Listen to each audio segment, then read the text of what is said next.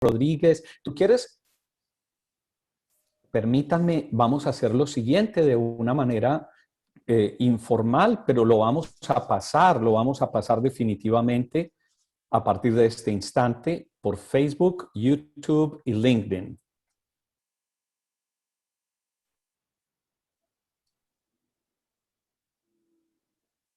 Muy bien, lo primero es darles las gracias a quienes nos están acompañando esta mañana de domingo. Quiero decirles que este quehacer de hoy aquí nuestro nace de una iniciativa buenísima que tuvo nuestra compañera, la coach profesional y abogada María José Gaviria, que en su entusiasmo se le ocurrió que sería muy bello traernos de regalo a Pepe del Río, compañero, colega, en fin. Pero Majo, saluda puesto a tu invitado porque ya sí te toca y yo después lo presento, ¿vale? Ay, muchísimas gracias, Luis. Ni me faltaba, para mí un honor. Realmente yo les voy a decir la verdad, esto nace de un mensaje que nos manda NCI, que nos manda Luis Gaviria, y es: al cielo entramos en equipo. Entonces, en algún momento que Dios me ha regalado hacer mi amiga de Pepe, con todo el respeto con Pepe, pero somos amigos. Y entonces le dije que si él me podía hacer una sesión de coaching cuando estábamos en el entrenamiento, que yo estaba muy nerviosa con mi sesión. Y Pepe me dijo que claro, que ni más faltaba. Y después dije, ay, no, una sesión no solo para mí, vamos a hacerlo, Pepe, más bien hagamos una charla y nos la damos de grado. Y después le dije a mis compañeros graduandos que todos nos uniéramos, porque al cielo vamos en equipo. Esa es la razón por la cual hoy estamos aquí. Consideramos que no hay mejor manera de celebrar nuestro título profesional de coaches que con Pepe del Río, semejante referente internacional. Y bueno, hablando de liderazgo, Luis, y a ti muchísimas gracias además por haberte unido a nosotros y darnos el honor de abrir oficialmente este momento. Imagínate el privilegio para mí, porque históricamente yo quiero contarles a todos los que nos acompañan esta mañana que sin muchas historias previas, en el año 2011 fui aceptado como, habíamos mandado solicitud para que NCI se convirtiese en licenciataria de la IAC. Había varias opciones y no menciono otras, pero en mi corazón sentí que IAC tenía que ser la empresa, la organización de certificación que nos cobijara. Y había escuchado muchos comentarios y yo no me había hecho previamente, yo estaba en otra. En fin, el hecho es que me hago miembro y solicito que NCI sea licenciataria de la IAC.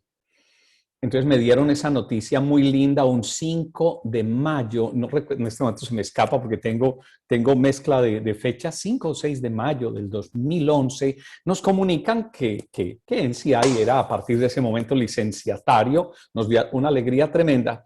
Y por alguna razón, ya mirando las maestrías, encontré un par de cosas que no me cuadraban. Todo en NCI, perdón, todo en la IAC, en la International Association of Coaching, es hecho con esfuerzo de voluntarios. Y me quedé mirando las maestrías y vi la traducción que había en ese momento. Y encontré un par de incoherencias. Y entonces pregunté que cómo se podía cambiar eso. Y me responde el coach Pepe del Río, que era miembro de la Junta de Gobierno de la IAC, y me dice, pues, ¿por qué no nos reunimos, nos sentamos a platicar? Y es decir, yo me sentí supremamente cómodo, contento de que Pepe del Río directamente, uno de los directivos de la IAC, me respondiera y me dice, Luis, después de estar conversando unos minutos, me dice, ¿por qué no hacemos una traducción desde ceros? Y luego buscamos a otros coaches de otros países para que la convalidemos y empezó el trabajo de reunirnos con Pepe cada semana los martes durante 2 horas antes de almuerzo y fue inevitable hacernos amigos. Y ya el resto de la historia quiero contar, esta parte es la parte histórica.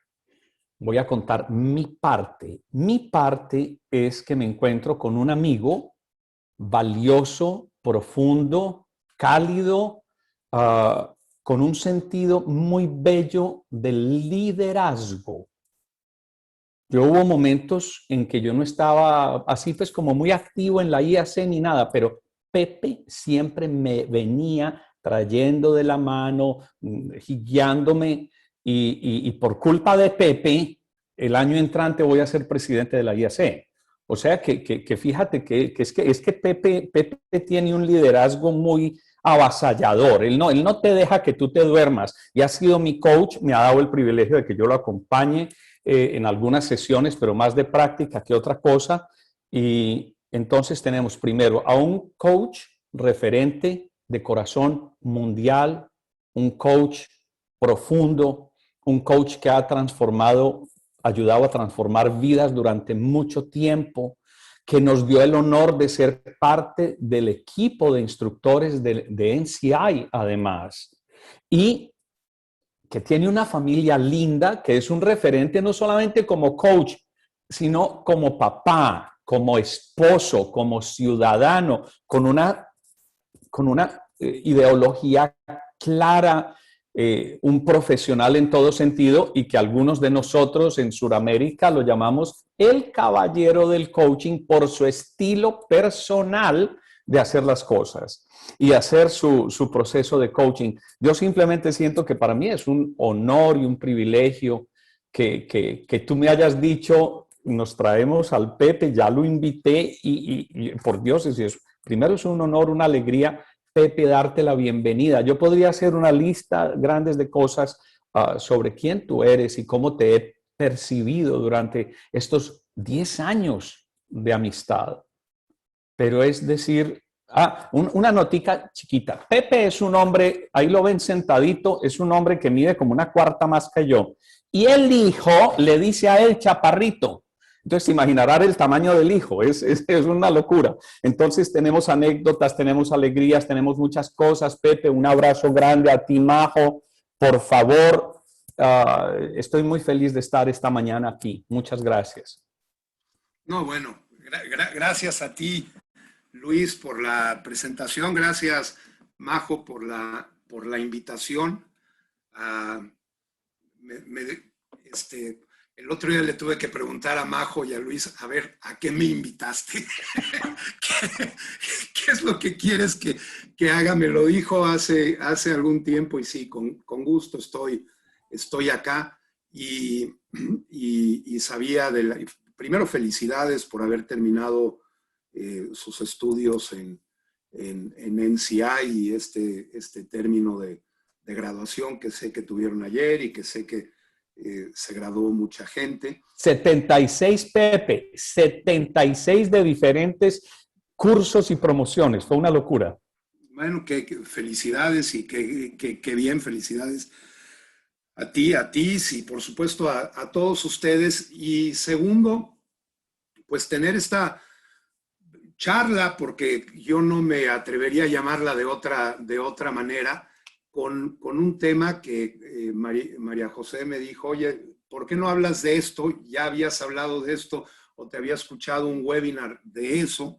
Y yo quiero decir dos cosas. Primero, yo lo que hago generalmente con los webinars es simple y sencillamente sé lo que voy a decir, tengo claro el concepto, pero más bien hablo de lo que en ese momento es importante para mí o que es relevante para mí.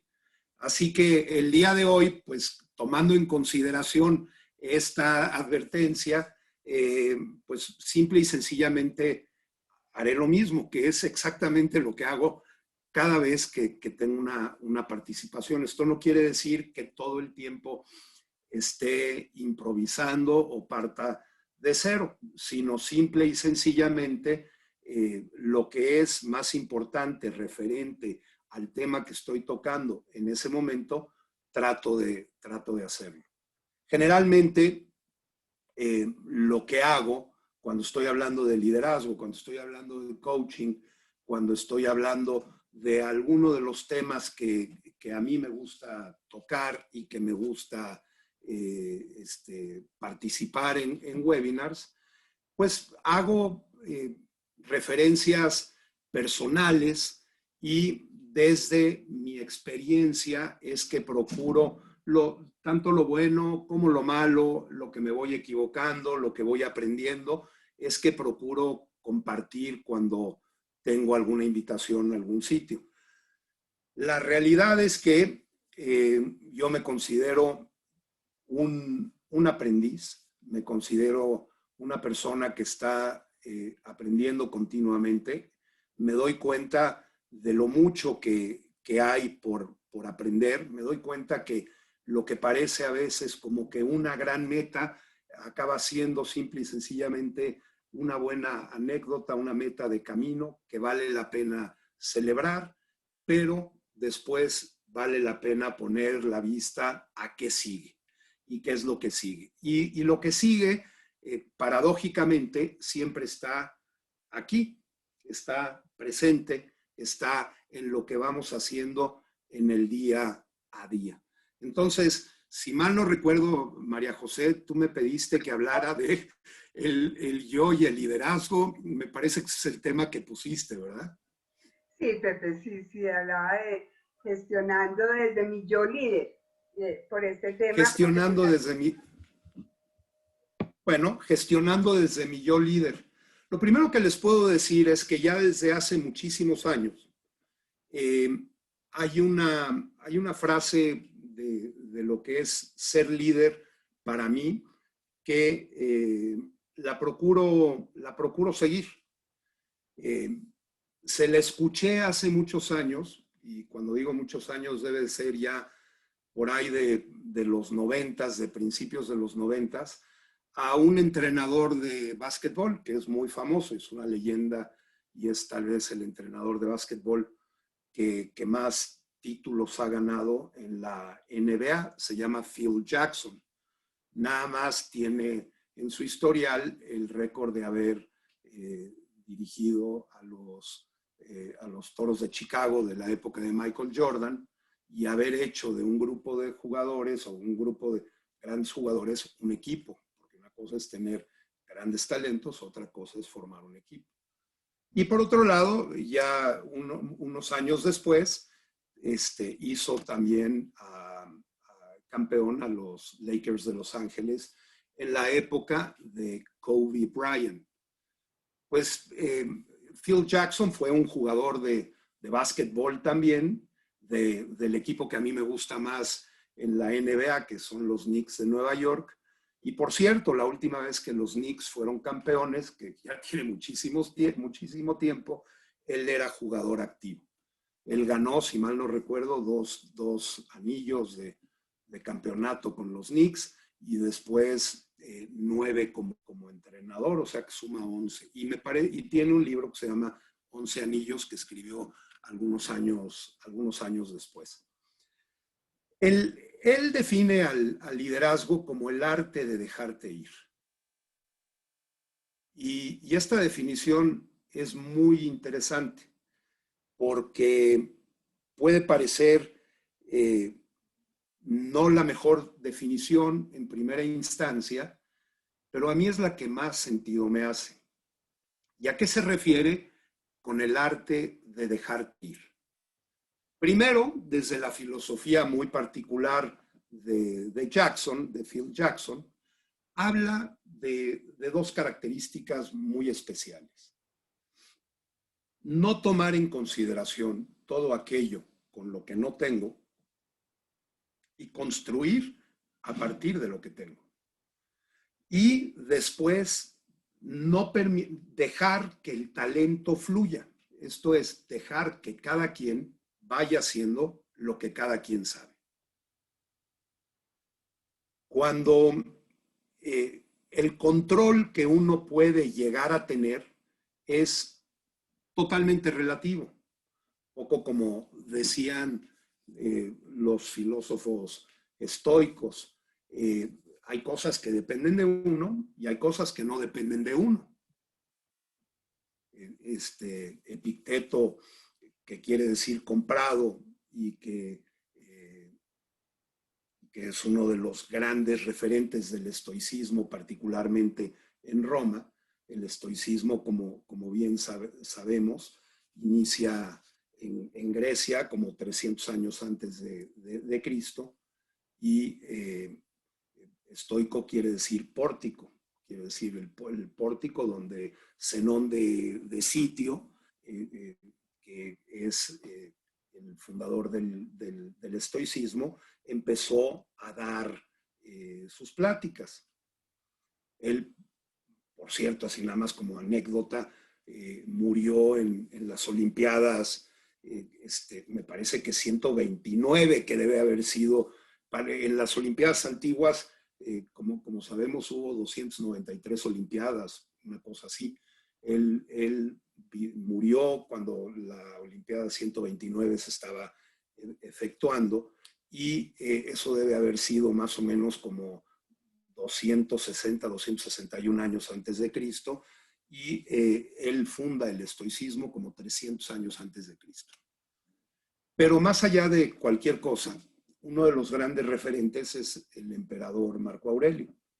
Y en las meditaciones de Marco Aurelio, por un lado, y antes en Epicteto, en dos tratados que conocemos el día de hoy de él. Uno de ellos es los famosos discursos de Epicteto, el otro es el Enquiridión, que por cierto, Epicteto, hasta donde sabemos, igual que Sócrates, no escribió absolutamente nada. Lo que conocemos de Epicteto, de los escritos de Epicteto, lo conocemos por Flavio de Arriano, que tomaba notas, y estas notas, Flavio de Arriano tenía fama de ser muy, muy preciso. Entonces, lo que conocemos viene de ahí. Y el Enquiridión, cuando inicia, y también los discursos, hablan de que hay cosas que dependen de nosotros y hay cosas que no dependen de nosotros. Lo que depende de nosotros pasa por la mente, pasa por los pensamientos, pasa por el estado emocional, más allá de ciertos aspectos bioquímicos que uno pueda llegar a tener, pero por el manejo emocional y por el manejo de las acciones que el ser humano puede efectuar. ¿Qué no depende de nosotros? Pues lo que los demás piensen de nosotros, lo que digan de nosotros. Él dice la reputación de nosotros. En México me acuerdo que había un locutor de radio hace muchos años que decía que ahí les dejo mi reputación para que hagan con ella lo que se les dé la gana, porque realmente lo que opine un tercero de ti no depende de ti. Epicteto también decía que tu cuerpo no depende de ti. Hoy sabemos que hay cosas que podemos hacer con nuestro cuerpo, pero se refería en que hay de pronto ciertas enfermedades que puedes llegar a tener, ciertas cosas que puedes llegar a tener, que a lo mejor no pediste tú y que a lo mejor están simple y sencillamente ahí. Y en este yo, gestionando desde mi liderazgo interior, este concepto que les acabo de decir de Epicteto, para mí es muy importante. Y me ha permitido mantener incluso la calma en algunos momentos complicados en mis distintas gestiones como líder. Todo liderazgo interno no es algo que viene de fuera hacia adentro, y pues como estoy diciendo, liderazgo interno, más bien pasa de dentro hacia afuera.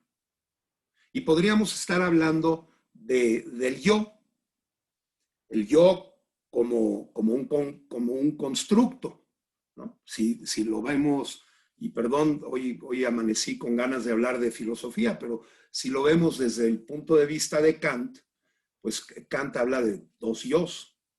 El primero, el externo, que tiene que ver con el yo, lo que quiere decir es ego. El primero, el externo, es el yo empírico. El que viene en el centro, de acuerdo a Kant, es el yo puro. El yo empírico es cómo se nos ofrece la experiencia a cada uno de nosotros, como de alguna manera, como una realidad fenoménica, como una realidad que podemos palpar, pero siempre desde el rol. Esto es, yo tengo un determinado rol. Ahora, yo sé que yo no soy el rol. El concepto de máscara, el concepto de persona, que por cierto es un concepto del teatro, es un concepto teatral, y el término luego persona, que ya como lo conocemos en latín y ahora en castellano, viene de persona, es un término fenicio, y los fenicios lo toman de los griegos. Y particularmente cuando lo toman de los griegos, lo toman del teatro. Los actores griegos utilizaban una máscara para actuar. Entonces, alguien iba a interpretar a Edipo, se ponía la máscara que interpretaba a Edipo. Alguien iba a interpretar a Electra de Sófocles, se ponía una máscara y interpretaba a Electra. En aquel entonces las mujeres no participaban en el teatro. Esto estaba dado a un actor que generalmente tenía la mano, la voz un poco más delgada. Y la máscara tenía una particularidad que impulsaba la voz y que hacía que en los grandes teatros, primero griegos y más adelante romanos, se pudiera escuchar la voz aparentemente en todos lados. Pero la palabra persona viene de esto, de máscara. Y lo que se habla cuando estamos hablando de un yo empírico, estamos hablando de la experiencia que se nos va prestando de acuerdo a la interpretación que hemos ido dando. El tema es que si nos quedamos desde la máscara, desde el rol, generalmente vamos a acertar poco. Podemos crecer, sí, podemos ser mejores profesionales, sí, porque podemos llegar a dominar el rol. Pero esto es como un actor que entra a un escenario y, por ejemplo, interpreta no sé, a Drácula. Y dice, como estoy viviendo profundamente a Drácula, voy a morder a la actriz y como vivo profundamente a Drácula, voy a salir del teatro y seguir mordiendo a la gente porque soy Drácula. Pues no, el actor sabe que está interpretando un papel, sabe que está viviendo un rol y sabe que ese rol tiene un lugar y un momento. El problema es cuando psicológicamente nos creemos el rol. El yo empírico, entonces, de acuerdo a lo que Kant decía, es un yo tal y como se ofrece a la experiencia y como la experiencia lo viene tomando. Pero sería como la parte externa del ego. El verdadero liderazgo viene desde lo que Kant habla como el yo puro. El yo puro tiene mucho más que ver, por ejemplo, con la parte moral. Pero no solamente con la parte moral, es la condición de posibilidad última de todas las síntesis del conocimiento. Esto es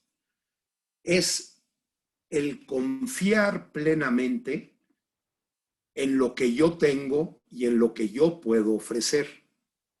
De una parte importante se gesta de ahí la confianza.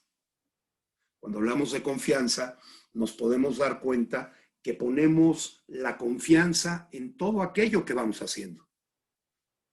Un ejemplo muy claro es que si no confiáramos que nos puede ir bien, no nos levantaríamos ni de la cama.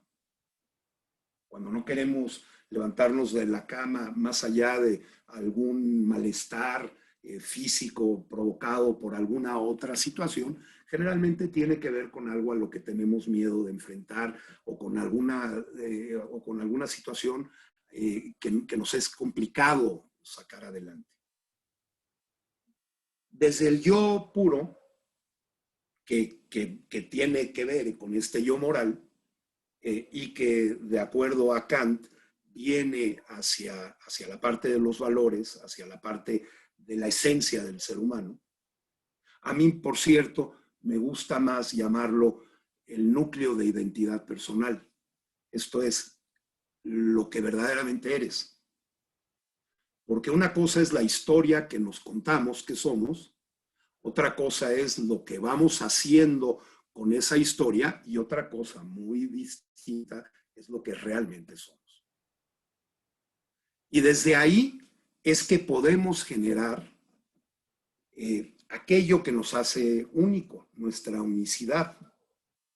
Aquellas cosas que nos permiten poder contactar con los valores, que nos permiten poder contactar con la visión, que nos permite poder contactar incluso con una filosofía de la vida, que si nos ponemos a ver de acuerdo a lo que yo he venido hablando, pues una filosofía de la vida es un constructo y es una interpretación que hacemos de la vida.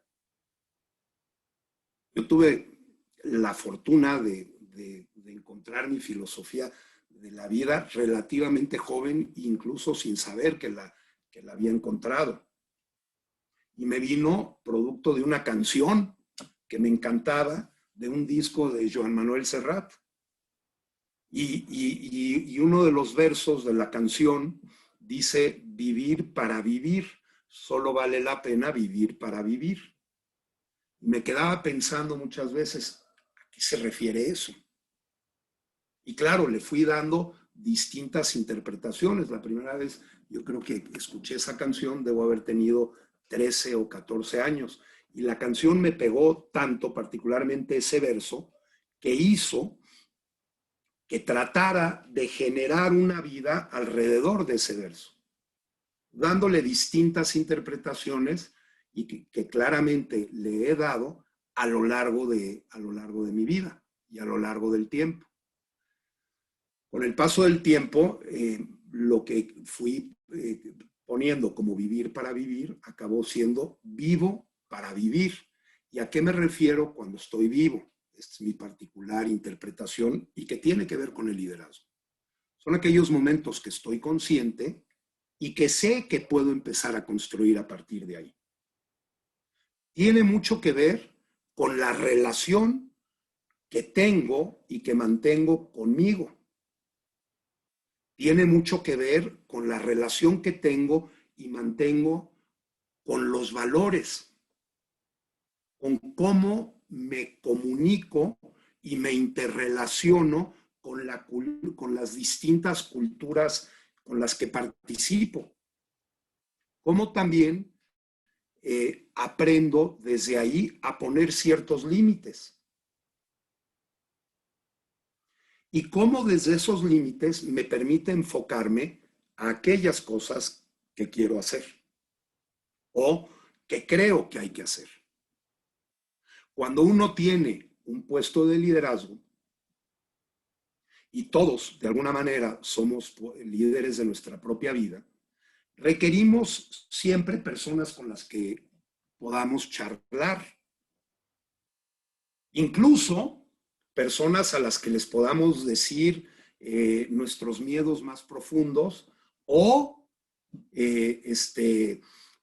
nuestra parte totalmente humana y me van a perdonar la palabra que voy a utilizar, y más siendo domingo, de mentar madres, ¿no? Como decimos en México. Que quiere decir que a veces uno está harto. Yo no sé si a ustedes les ha pasado, a mí me pasa todo el tiempo. Pero el punto es este. Una cosa es lo que puedes decir y otra cosa es las acciones que desde ahí empiezas a emprender. Por ejemplo, en la IAC que mencionaba Luis hace rato, cuando a mí me tocó ser presidente de la IAC, por ejemplo, Luis era una de las personas con las que conversaba mucho, a veces de temas que no llevaba a una reunión con un equipo, pero me permitía poder rebotar ciertas cosas con él. Entonces, no es que fuera mi paño de lágrimas, pero sí me permitía poder expresarle algunos puntos que para mí era complicado. Y después de eso, podía ya tomar determinadas decisiones.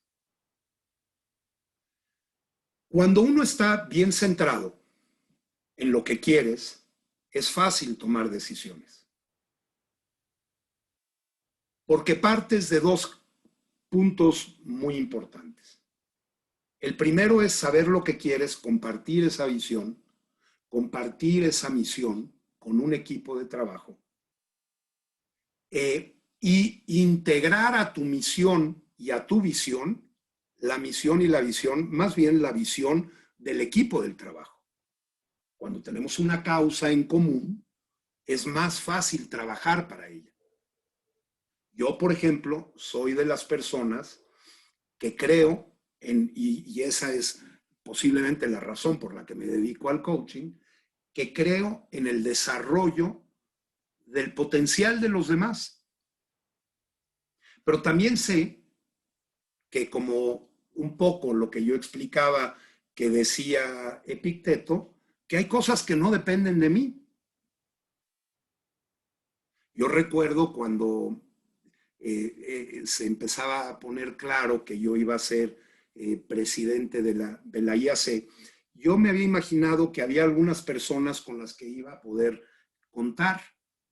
Y cuando volteo a los lados, esas personas ya no estaban muy atrás, o había cosas que resultaban complicadas y decisiones que resultaban complicadas que había que tomar en aras de la comunidad y en aras de poder llevar, en este caso, una asociación a un siguiente nivel de desempeño. Y cuando uno autogestiona tu propio ser, sabes que no tienes la verdad absoluta, sabes que con toda franqueza te vas a equivocar, pero si tienes la fortuna de empezar a conversar, a relacionarte con la gente que tiene una causa similar a la tuya, es a partir de ahí que puedes construir. Entonces, el liderazgo intrapersonal, o que es una inteligencia interpersonal e intrapersonal, es una de las 8 inteligencias que Howard Gardner habla, de alguna forma define el tipo de relación interpersonal que sostienes con los demás. Esto es, el cómo me relaciono yo con los demás. Pero desde el liderazgo tienes que saber que hay ciertas cosas que tomar en consideración. Y por ejemplo, si vamos a Phil Jackson, él decía, el ego siempre tiene un lugar en la banca, porque yo no voy a gestionar egos, yo gestiono personas, y personas que cuando se interrelacionan pueden dar lo mejor de ellos. Michael Jordan fue un mejor jugador porque tenía una persona como Dennis Rodman en el equipo, que no tenía nada que ver con él. O Pippen, que no tenía nada que ver con él. Y todos eran jugadores de grandes egos. Pero él les decía, el ego se queda en la banca. Y es muy fácil darte cuenta cuando estás gestionando una relación con alguien, cuando este ego salta. Generalmente es la gente que más se queja, es la gente que está reclamando de todo. Reclaman, pero no dan soluciones. Reclaman y critican, cosa que es muy bueno porque te hacen pensar, pero no llegan a dar una solución. Y cuando empiezas a gestionar desde dentro hacia afuera, tienes un tipo de gestión diferente. Por ejemplo, un coach no se equivoca cuando lleva a su cliente a la parte más interna de su cliente, a los valores, a lo que a su cliente lo mueve, a lo que es importante para él. Y desde ese liderazgo interno es que puedes empezar a gestionar un liderazgo externo, un liderazgo hacia los demás. Por un lado, parte de lo que tú te dices y en qué enfocas tu acción. Y por otro lado, parte también de la manera como te empiezas a relacionar con cada una de las personas que tienes. Y cómo en este arte de dejarte ir, dejas que ellos vayan haciendo lo que ellos pueden hacer. Que no todo va a salir como tú querías, no todo va a salir como tú querías. Es más, casi nada va a salir como tú querías.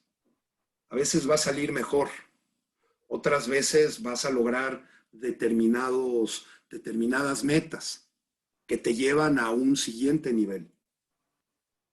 Pero cuando uno empieza a ver, realmente las cosas a lo mejor no fueron exactamente como las habías visualizado. Sin embargo, como líder es muy importante cuando tenemos el control de nosotros, el poder realmente visualizar lo que queremos. Visualizar y pasar esa visualización por un prisma que no falla, que es el de nuestros valores y que es el de nuestra causa, que es el de nuestra filosofía de la vida. Y desde ahí es muy complicado, desde ahí es muy difícil fallar, particularmente cuando esos valores no están intelectualizados. Porque hay gente que le preguntas de los valores y todos dicen, hombre, claro, la honestidad, y te la espetan de primero, ¿no? Pero cuando están con un policía, cuando están con alguna persona en alguna cosa, pues fácilmente dan una mordida, como decimos en México, un dinero para poder salir de una determinada situación. Y dicen, y además siempre la culpa está afuera. El sistema me lleva a hacer esto. Es que o sea, todos nos decimos cosas para justificar las acciones. Entonces, cuando alguien dice, la honestidad está hasta arriba de verdad, una cosa es lo que uno piensa intelectualmente, porque hay dos maneras de abordar los valores. ¿Cuáles son tus valores? Podría llegar a parecer una pregunta intelectual más que de sentido. Cuando es el sentido, nos vamos dando cuenta de cuáles son los valores que van ejerciendo. ¿Quieres saber cuáles son tus valores? Fíjate la manera como tomas decisiones. Porque siempre acabas tomando decisiones desde lo que es más importante para ti. A veces podemos decir, estoy sacrificando lo importante en aras de hacer esto. No es que estés sacrificando lo importante, es que encontraste algo que te lleva a algo que es más valioso para ti y desde ahí estás tomando una decisión. En ese sentido, los valores son como las huellas digitales. Hay muchas parejas, por ejemplo, yo veo aquí algunas parejas frente a mí, y tienes en tus valores, hay muchos valores similares, no en la misma escala, porque una persona, en una pareja, se puede preocupar de un determinado valor y ese valor estar un poco más abajo en la pareja, simplemente porque sabe que está interrelacionado con la otra persona. Y seguramente la persona que tiene un determinado valor arriba, su pareja puede tener otro valor arriba que él tiene un poco más abajo y él descansa porque hay una interrelación. En el liderazgo sucede lo mismo. Uno no trata de ser un todólogo. A mí me gusta decir que yo soy tan inteligente como inteligente es el equipo con el que trabajo. cuando yo soy un líder que tiene que gestionar a un equipo, en lo que me ocupo no es en saber más que el equipo. En lo que me ocupo es en darme cuenta quién me puede ayudar mejor para aquellas cosas que yo no soy bueno. Y hablando francamente, no soy bueno para muchas cosas. Sí tengo una virtud que me he reconocido a lo largo del tiempo. Sé detectar el talento. Y como sé detectar el talento, sé trabajar cómo potenciarlo. Tal vez por eso me dedico al coaching. Pero cuando gestiono a un equipo, lo que procuro es que cada quien haga lo que tiene que hacer. Ahora, cuestiono, sí cuestiono, y cuestiono a veces fuerte o a veces duro. Pero cuestiono más que nada para clarificar y para ver en dónde uno puede ir avanzando. Para mí es más importante, y esto es lo que algunos miembros del equipo, cuando uno es un líder, de repente pueden ver, es hacer las preguntas correctas en el momento correcto. Y la pregunta correcta como tal, o estas famosas preguntas que llaman poderosas, pues no existen. ¿Cuál es la pregunta poderosa? La que más sentido le hace a una persona. Yo le puedo hacer una pregunta a una persona un día y le hago esa misma pregunta que fue, entre comillas, muy potente para esa persona, y le hago esa misma pregunta a otra y esa persona no le va a servir igual. Y a lo mejor a mí tampoco me da sentido. Entonces, en ese sentido, cuando hablamos de cuáles son tus valores, tenemos que darnos cuenta de no dejarlo a nivel intelectual, porque parece más generalmente una pregunta intelectual que estamos contestando. Pero es una pregunta que se contesta mejor desde el yo puro, desde el núcleo de identidad personal.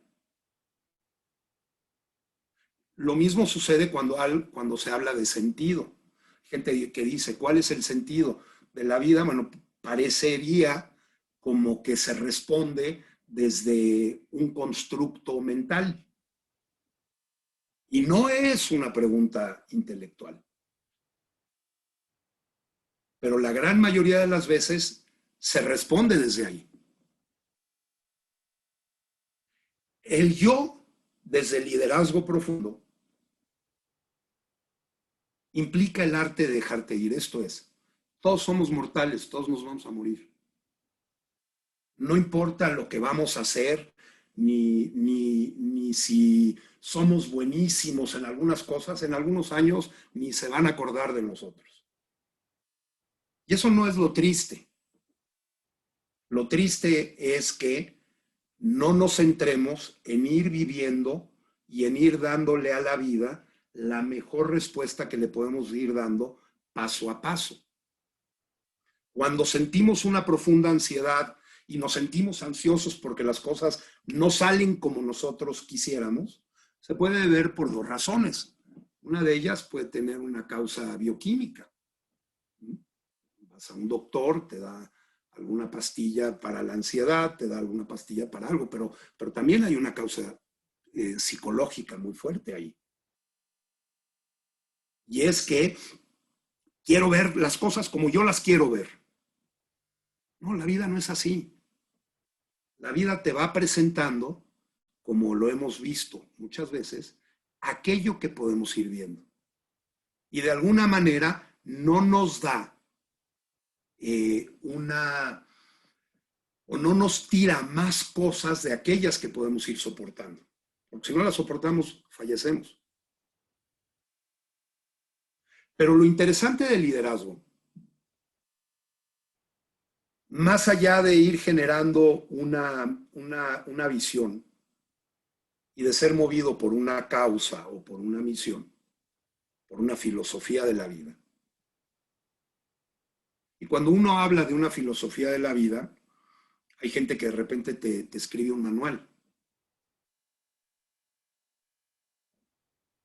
Si no lo tienes en pocas palabras, o sea, un máximo de 25 palabras, quiere decir que no la tienes clara.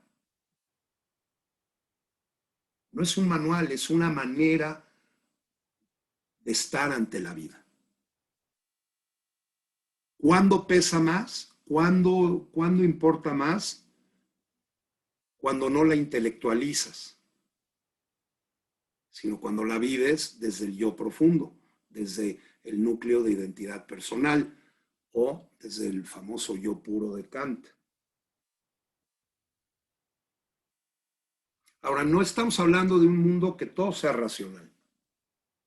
Y cuando me refiero racional, me estoy refiriendo simple y sencillamente al pensamiento, aunque el pensamiento provoca todo lo demás. Vivimos en un mundo también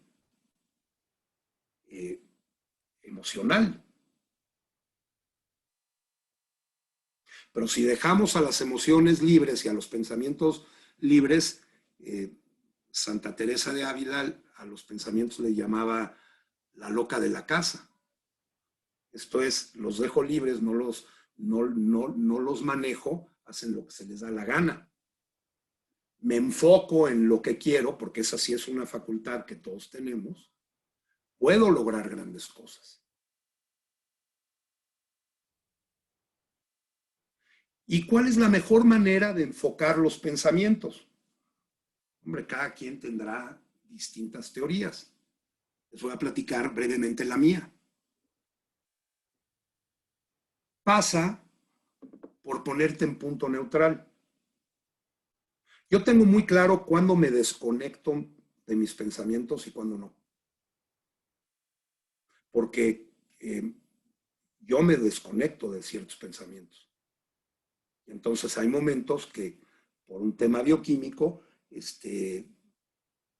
tengo que volver a como que cuando reinicias una computadora. Y me puedo entonces después conectar. Y si me voy conectando, es que puedo comenzar a hacer lo que quiero hacer.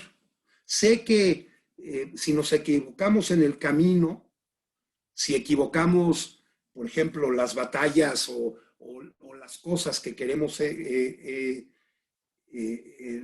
tomar, pues a lo mejor voy a poner mi atención en una serie de cosas que no me hacen crecer.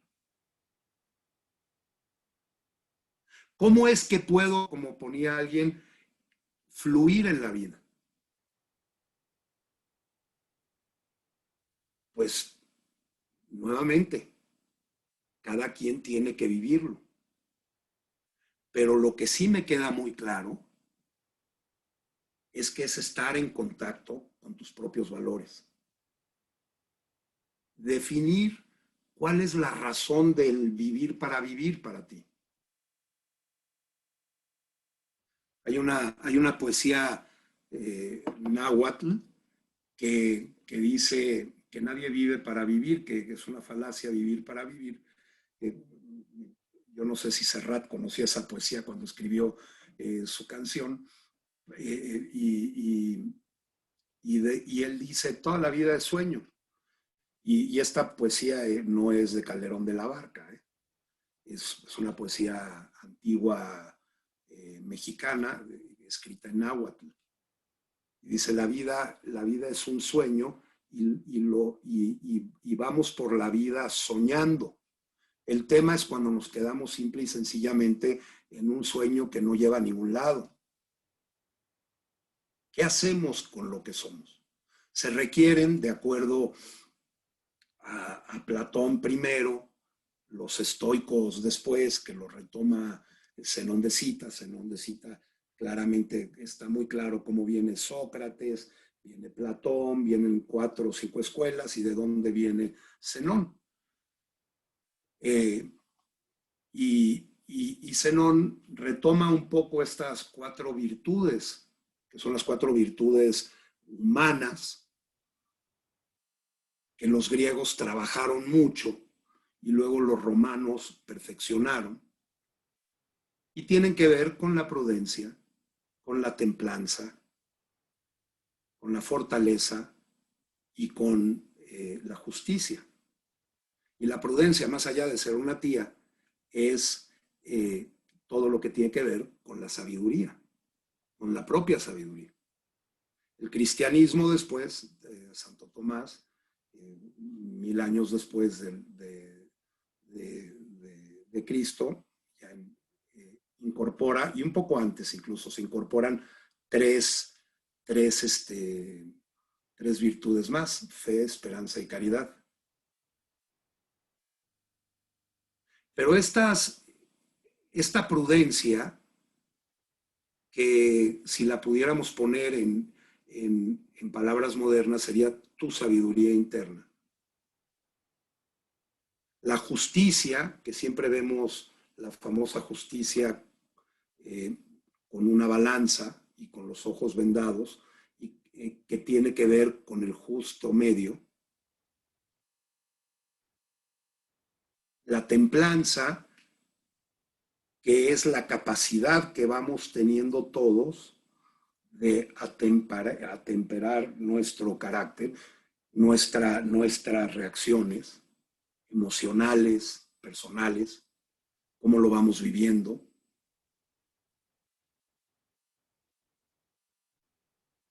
Y es un trabajo de todos los días, no siempre lo vamos a tener bien. Yo me equivoco todo el tiempo. Y por otro lado, la fortaleza o coraje, que en términos modernos también pasaría por tener resiliencia hacia las cosas. Como sabemos, la resiliencia es este concepto estudiado con los niños de la guerra, los niños huérfanos de la guerra, y que de ahí empieza, y hoy la capacidad de ser resiliente, que ante las adversidades tenemos de volver a retomar el camino.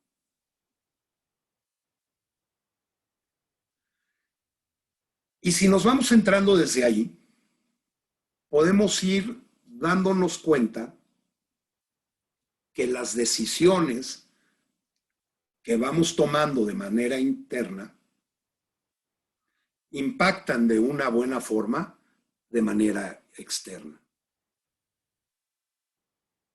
Esto es, la relación que tienes contigo es la que tienes con los demás. Si la relación contigo es tormentosa, tienes relaciones tormentosas. Si la relación contigo es de paz, tienes relaciones de paz. Esto no se puede fingir, porque se puede hablar de ello, pero se hace otra cosa. El fluir pasa por encontrar este equilibrio que te da la justicia. Y la justicia pasa por dos lados. Una versión moderna de la justicia muy limitada es lo que hoy llamamos asertividad. La asertividad no solo es decir lo correcto en el momento correcto, es saber también defender, es saber hacer valer tus derechos al mismo tiempo que haces valer los derechos de los demás. Hay gente que es buenísima, yo hago valer los derechos. No, pues es el derecho de él. No, hay que dejarlo, es su derecho. Sí, pero el tuyo queda en el piso, pues entonces la justicia no hay justicia. La balanza está toda, no está equilibrada. El tener esta balanza es lo que provoca fluidez en la vida. La justicia no tiene concepto legal de la justicia, sí, pero no tiene que ver con el premio o el castigo. Así se le ha tomado desde la cultura de control en la que todos los que estamos acá hemos crecido. La justicia tiene que ver con la confianza. Con la confianza de mantener un equilibrio donde yo puedo hablar de lo que es importante para mí y al mismo tiempo respetar lo que es importante para el otro y al mismo tiempo saber marcar una línea hasta dónde llego y hasta dónde no. Y qué sí hago y qué no. Porque hay momentos en que uno tiene que tomar decisiones. Por eso es que, por ejemplo, en el coaching y liderazgo para mí van de la mano, porque tú coacheas el liderazgo interno de alguien. Y a veces desde el liderazgo interno vas hacia la manera como se comunica y cómo se relaciona con los demás y la manera como influye en las distintas culturas en las que participe. A veces uno puede influir de una determinada manera en una cultura y hay gente que decide dejar de pensar, decide dejar de ejercer su responsabilidad. A mí me gusta decir que la responsabilidad es el cimiento de todo cambio trascendente. Y la responsabilidad es, por un lado, sí, esta habilidad que tenemos ante las respuestas que la vida nos va dando, pero fíjense algo, tenemos la capacidad de poder equilibrarla gracias a estas virtudes.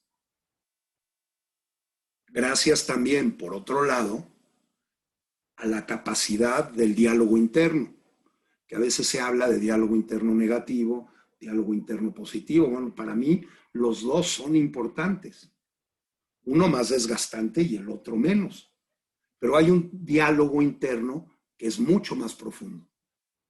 Se llama diálogo interno sereno, cuando menos lo llamo diálogo interno sereno. Y es como poner en punto muerto o en neutral la palanca de velocidades, porque yo puedo accionar mis pensamientos. Es una de las facultades humanas. Puedo accionar las imágenes que esos pensamientos vienen. Puedo darme cuenta también cómo los dos diálogos, el negativo y el positivo, tienen cosas que me ayudan y cosas que me limitan. Y puedo, desde una serenidad, poder tomar decisiones distintas. Pero en fin, creo que me fui por varias ramas y hay un punto con el que me gustaría concluir. Y es algo de lo que se habla mucho y que no siempre se habla desde mi perspectiva bien. Y es mucho más que una emoción, es el amor. ¿Cómo veo yo al amor? No lo veo como un constructo. Nuevamente, a veces definimos al amor intelectualmente, pues eso no tiene nada que ver con el amor. A veces lo confundimos con otras emociones, con otros sentimientos. Para mí el amor es la manera como yo fluyo ante las cosas. El amor es el compromiso que voy teniendo hacia el diario vivir. No es un compromiso que yo diga, renuncio a este compromiso. Es algo que va más allá. Es una relación con el otro. Pero tú no puedes dar eso si no lo tienes en ti primero. Todos, en la medida que uno va siendo más joven o después, me enamoré, y claro, y hacemos ideales. No, eso es enamoramiento, eso es otra cosa. El verdadero amor fluye. A veces no hay palabras, cuando menos yo no encuentro palabras para describirlo. Se nutre del día a día y se va haciendo en el día a día. Se le hace el amor a la vida parte de cómo me relaciono con la vida. Parte de cómo me relaciono con el otro. Y parte también de una manera importante de saber que la vida es un gozo.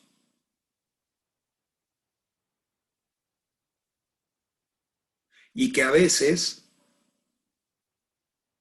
aquellos pensamientos que podemos tener traducidos en creencias, merece la vida ser cuestionados y ser pasados por lupa. Nunca tengas miedo, y no estoy hablando de todo tipo de creencias, de lo que un ser humano va construyendo. Y aquellas cosas que me permiten generar y fluir, ese es un acto de amor. ¿A veces no fluyes? No. Oye, que puede haber cariño, que puede haber una serie de cosas, sí. Hay un autor argentino que dice que, por ejemplo, el afecto hacia los demás es el amor hecho conciencia.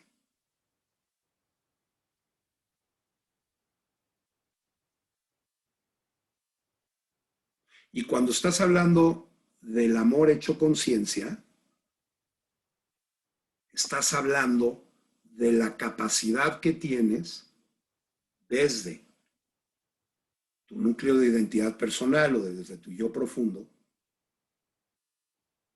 de poder ir haciéndole el amor a la vida. No estoy hablando de relaciones sexuales, estoy hablando de vivir. Estoy hablando de estar en el centro de la vida, no tú, el amor. Y de juzgar ciertas cosas, pues hombre, esta referencia que es más antigua que nada, los griegos algo sabían y antes de los griegos en muchas otras tradiciones también algo sabían. La primera vez que oímos hablar de estas virtudes que yo hablaba, pues tiene que ver con Platón.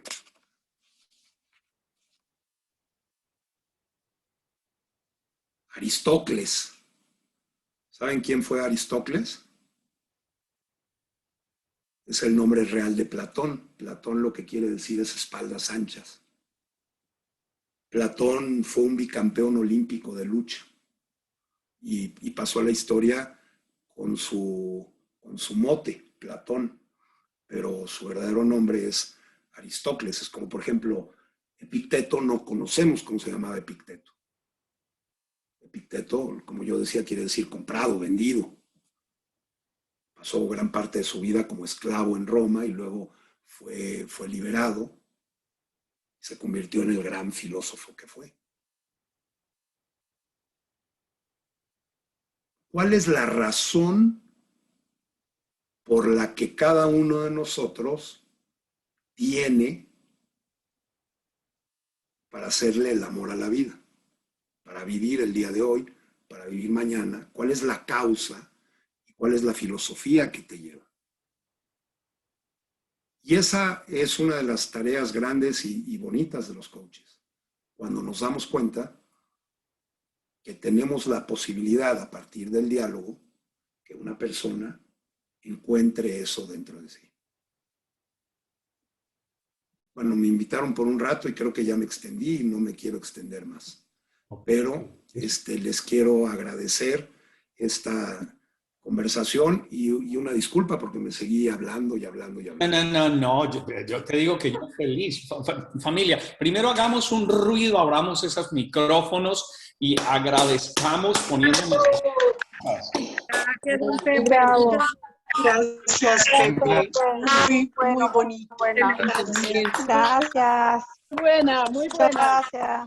Es un placer. Gracias a ustedes. ustedes. Gracias a ustedes. Ahí Muchas gracias. se dan cuenta. Buenísimo, buenísimo, buenísimo. Muy bueno, muchas gracias.